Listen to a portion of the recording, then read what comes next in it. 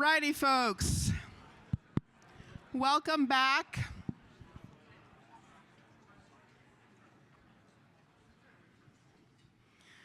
I hope you all had a terrific lunch and took the opportunity to find some folks you didn't know before, as well as connecting with friends you haven't seen in a while.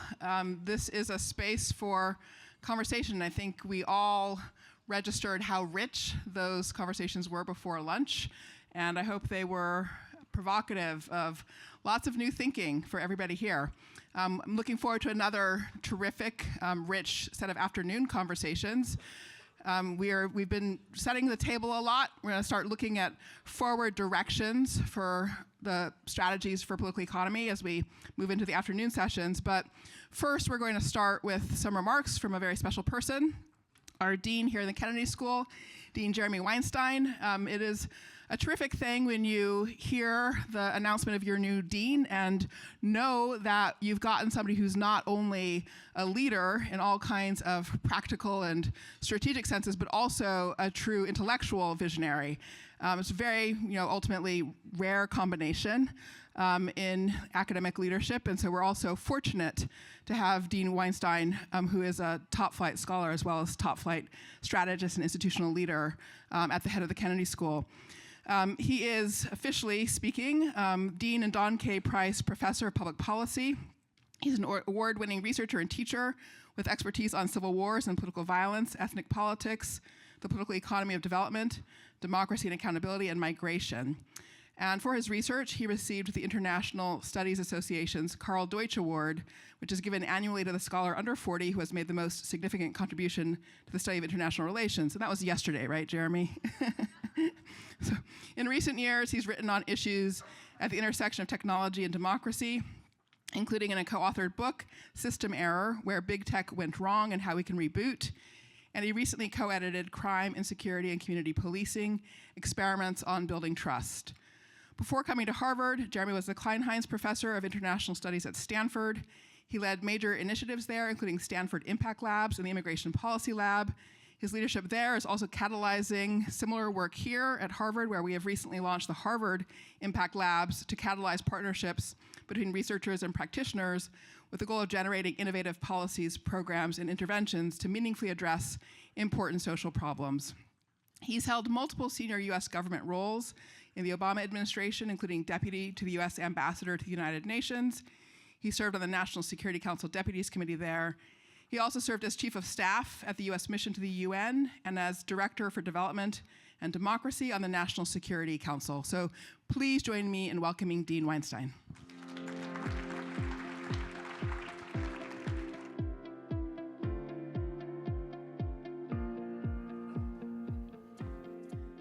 Thanks for that extraordinary introduction. Celebrating a dean is something that happens so rarely that I have to feel a tremendous appreciation.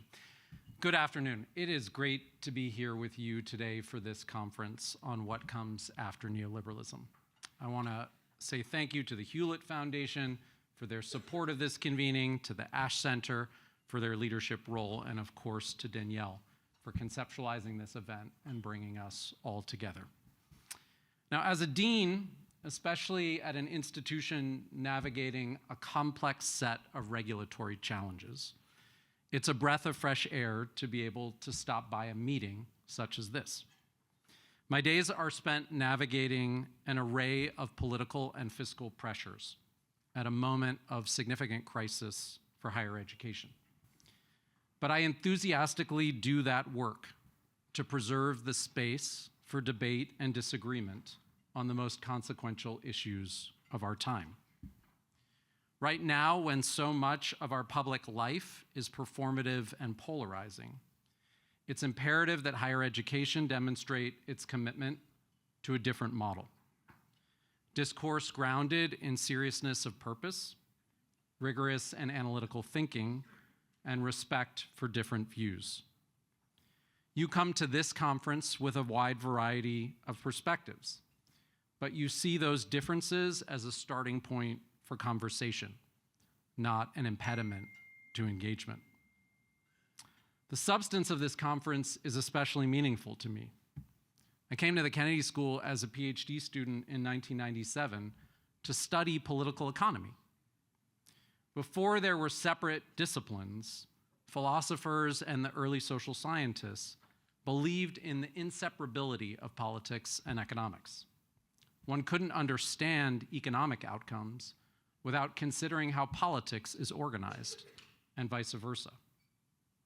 Now is an essential moment for reconsidering these interrelationships, for thinking not only about public policy, but also about what we value as a society and how we organize ourselves.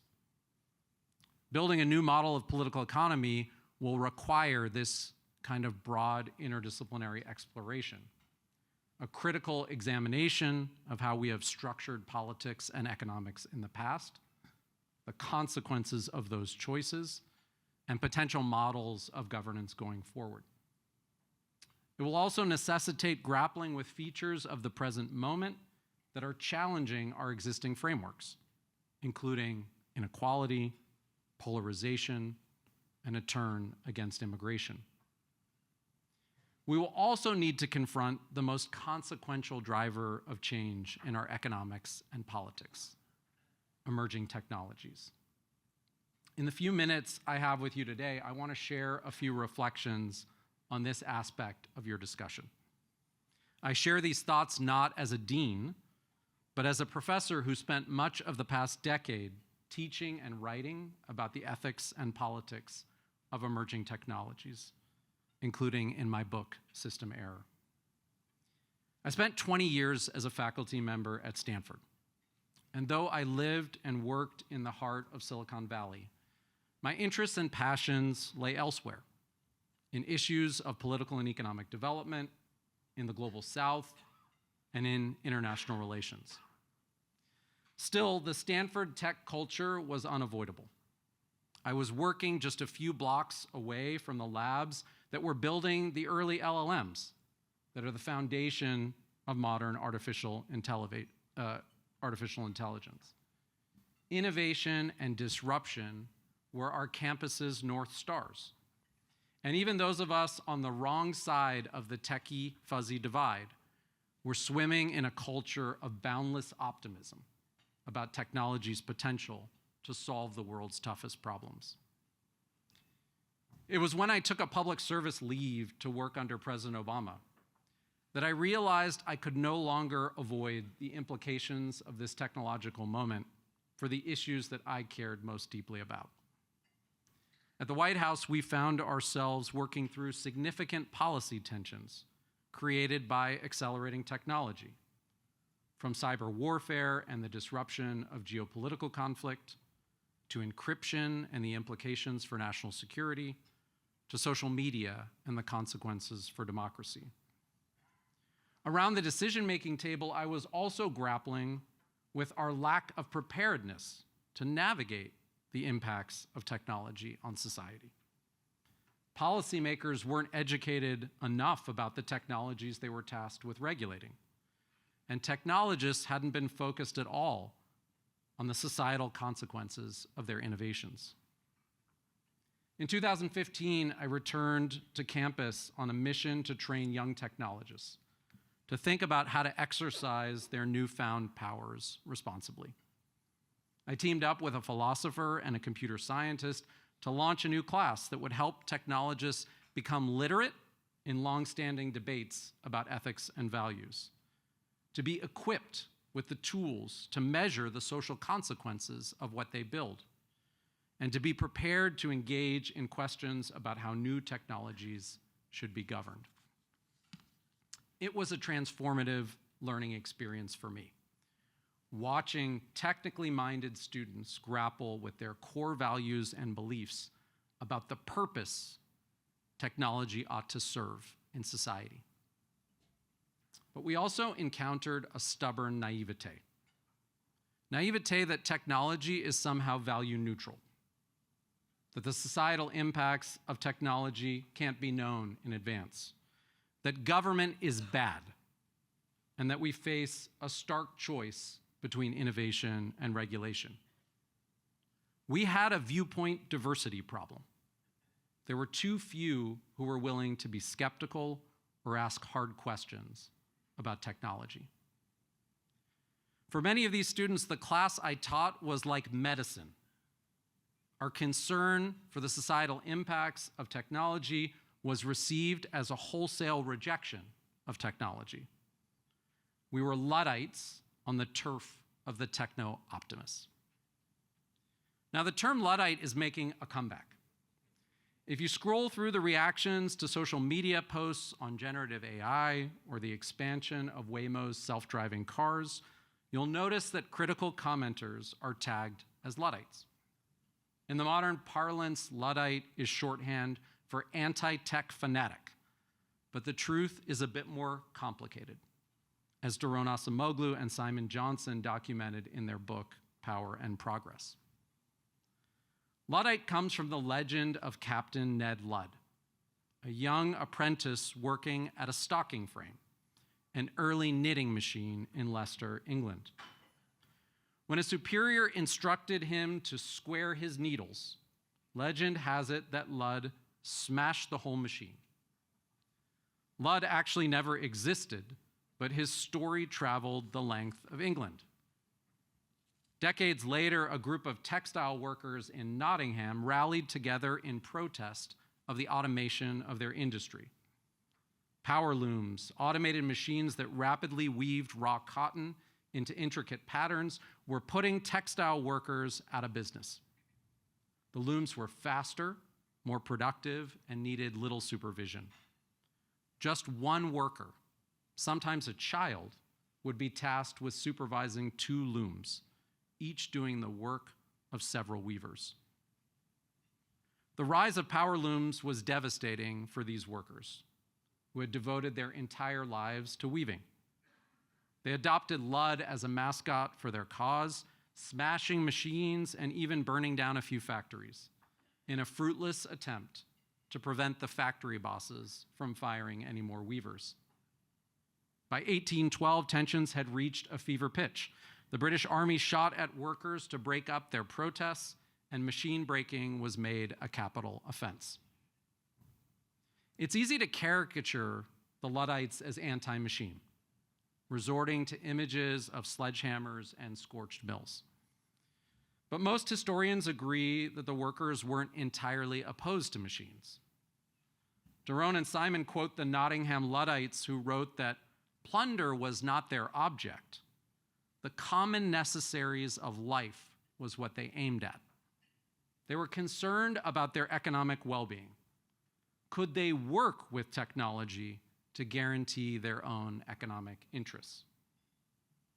Now, it's important to remember that these workers lived in precarious economic circumstances. There was only a meager social safety net run by the local parishes to prevent the indigent from starving. Technology was thus an avatar for the Luddites' economic dislocation and social dissatisfaction. And it was a lot easier to target the production line than to air grievances to mill bosses or members of parliament. Now, as a leader in higher education, I worry a lot about the implications of emerging technologies for the next generation of workers. Generation Z is more prosperous than the Luddites, but in survey after survey, they express a sense of economic and social dislocation, magnified by the rise of AI. Most directly, they fear that AI will rob them of economic opportunities. According to Deutsche Bank, nearly 1 in 5 are very concerned that AI will take their job in the next 2 years, a far higher level of concern than those more advanced in their career.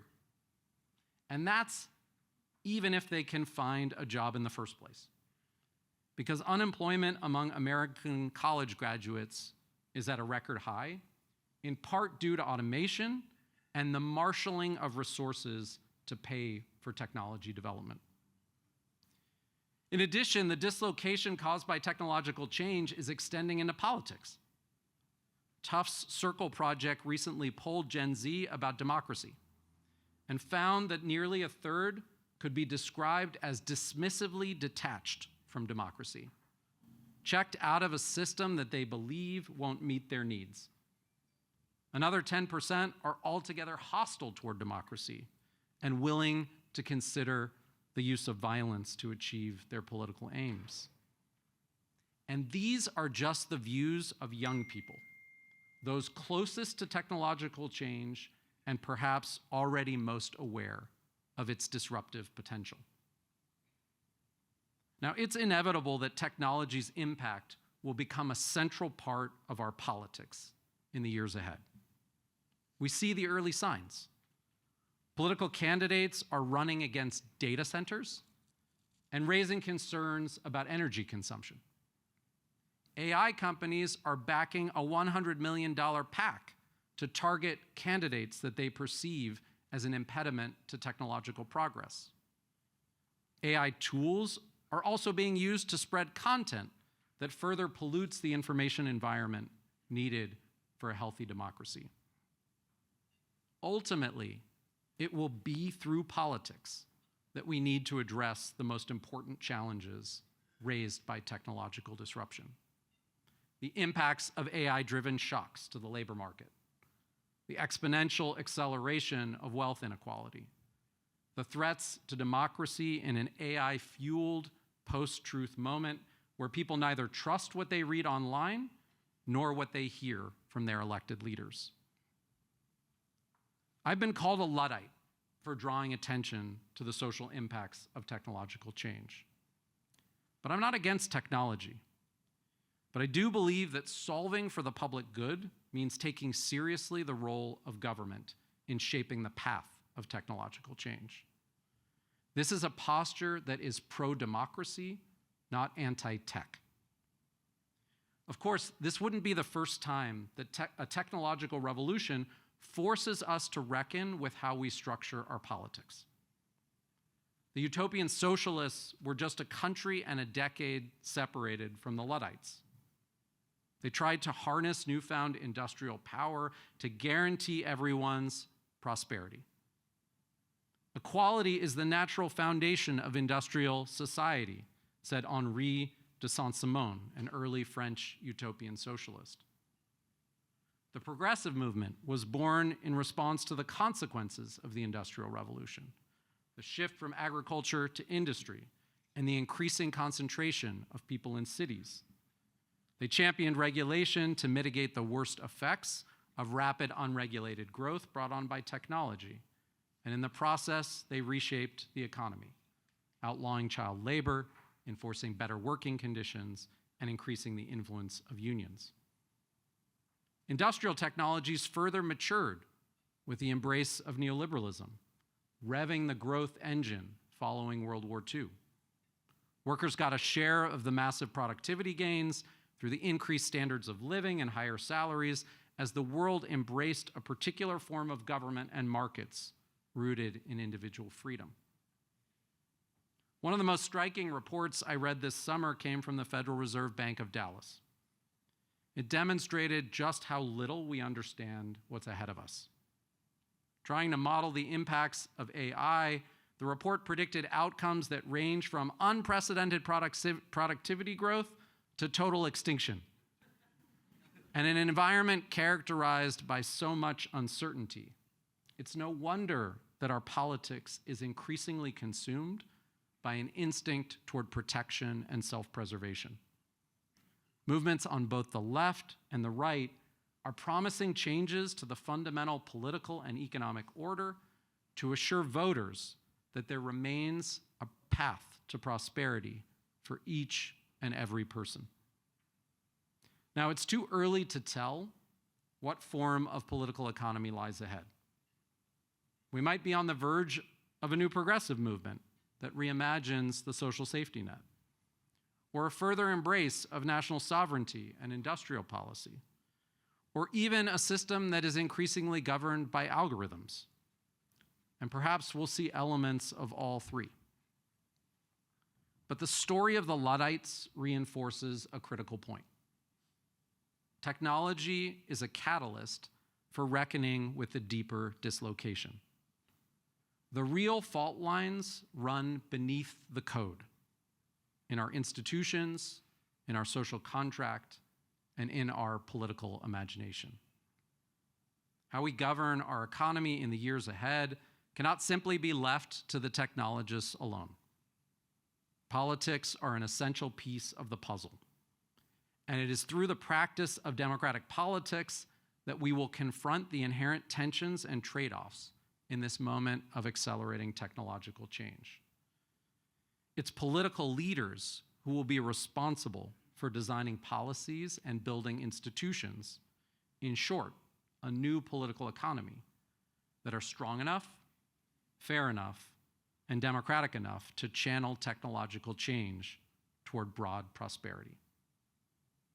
I hope this gathering can start to answer the hard questions that lie ahead.